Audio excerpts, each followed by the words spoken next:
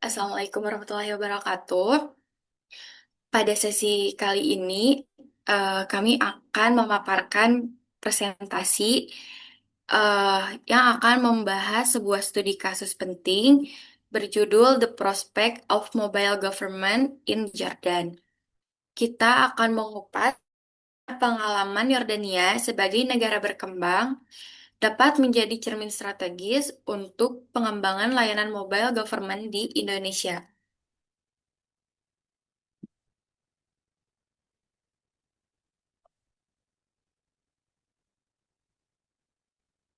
Langsung saja ke inti masalah dan solusi studi kasus Yordania. Masalah di Yordania yaitu Yordania hanya mengandalkan platform web berbasis PC. Mengalami hambatan besar karena rendahnya penetrasi internet, hanya sekitar 2% dari populasi pada tahun 2004, dan tingginya biaya perangkat komputer serta akses internet. Hal ini menyebabkan kesenjangan digital divide, di mana layanan pemerintah secara online tidak dapat menjangkau sebagian besar warga negara.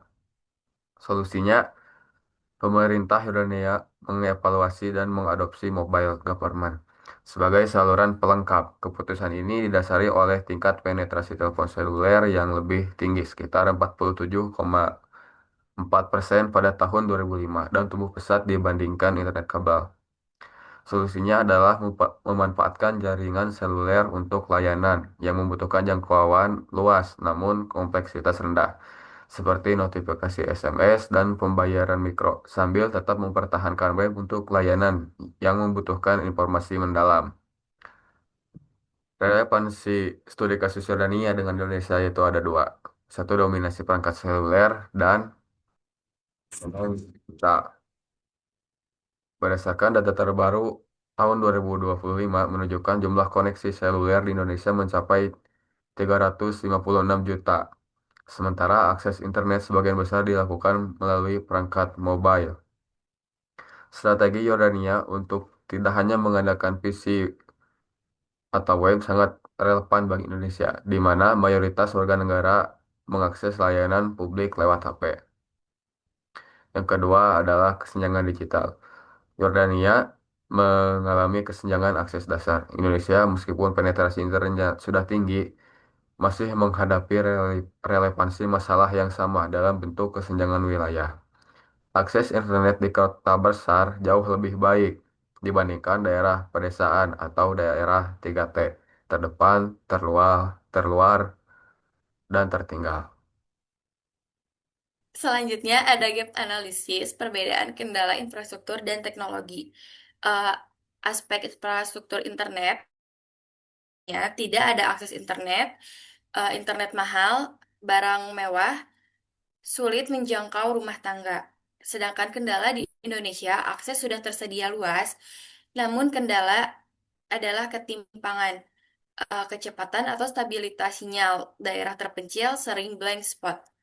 Selanjutnya ada aspek teknologi perangkat.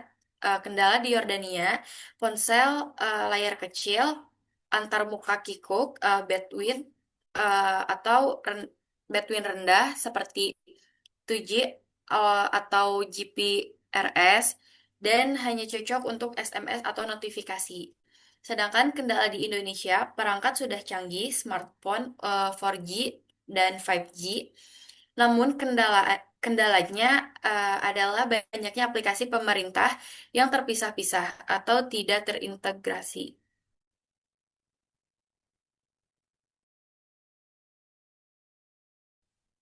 Aspek selanjutnya itu ada budaya masyarakat. Di Yordania, masyarakat bersikap resistensi karena tidak mempunyai alat untuk mengakses layanan dan mereka lebih memilih untuk tatap muka. Di Indonesia, masyarakat mempunyai alatnya, namun kendalanya adalah mereka tidak mempunyai kemampuan atau skill dan adanya kekhawatiran soal keamanan data pribadi. Aspek selanjutnya ada birokrasi. Di Yordania, pegawai enggan beralih dari manual karena takut kehilangan kontrol atau pekerjaan. Sementara di Indonesia, pegawai pemerintah seringkali enggan berbagi data antar instansi, sehingga e-government terhambat karena ego sektoral yang membuat data tidak terintegrasi. Dan selanjutnya ada aspek regulasi dan hukum. Di Yordania belum ada kerangka hukum dan kebijakan untuk mengurus transaksi digital secara sah. Sementara di Indonesia sudah ada UU Perlindungan Data Pribadi. Gapnya bergeser dari ketiadaan regulasi ke efektivitas dan implementasi penegakan dan kesiapan instansi. Nah, next slide. Nah, jadi kesimpulan dan fokus implementasi di Indonesia yaitu yang poin pertama, pelajaran dari Yordania, Indonesia tidak perlu lagi membuktikan bahwa mobile adalah saluran yang tepat.